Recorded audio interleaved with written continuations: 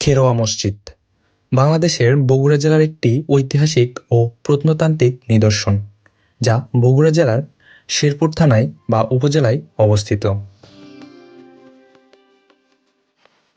তো এই প্রাচীন ঐতিহাসিক মসজিদটি দেখতে আজকে আমরা চলে এসেছি বগুড়া জেলার শেরপুর উপজেলায়।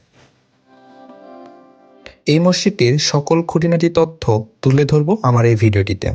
তো চলুন আর কথা না বাড়িয়ে ভিডিওটি শুরু করে দেই।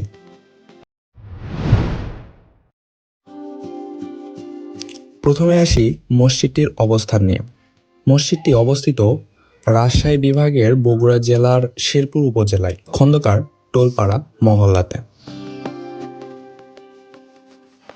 মসজিদটিতে আসতে হলে আপনাকেই সর্বপ্রথম আসতে হবে বগুড়া জেলায় এবং তারপর আসতে হবে শেরপুর উপজেলাতে। শেরপুর উপজেলা থেকে বাস স্ট্যান্ড নামক জায়গা থেকে অটো বা ইজি বাইক রিজার্ভ করে নিয়ে যেতে পারবেন এই খন্দকার টোলপাড়ায় খেরোয়া মসজিদটিতে।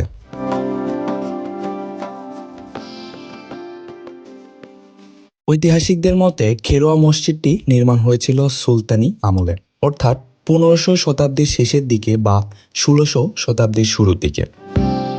সে সময় বাংলার মুসলিম শাসকদের ধর্মীয় স্থাপনা নির্মাণের ব্যাপক গুরুত্ব ছিল। মসজিদটি কত পুরাতন তা মসজিদের গায়ের ইট পাথর এবং টেরাকোটা দেখলে বোঝা যায়। মসজিদটির চারপাশেই দেখলে বুঝতে পারবেন যে কবিতরের বাসা বানানো, শুধুমাত্র পূর্ব সাইডের পাশটি বাদ দিয়ে।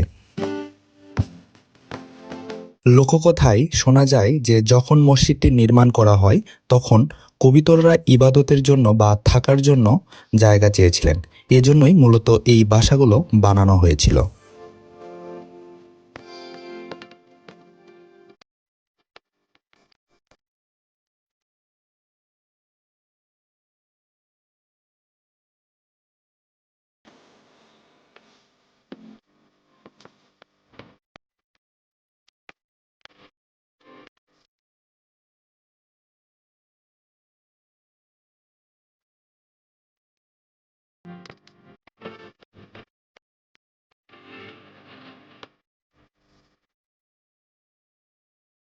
মসজিদটি দেখতে কেমন লাগলো জানাতে ভুলবেন না। আর যদি ভিডিওটি ভালো লাগে সেক্ষেত্রে লাইক, কমেন্ট, শেয়ার এবং সাবস্ক্রাইব করতে ভুলবেন না।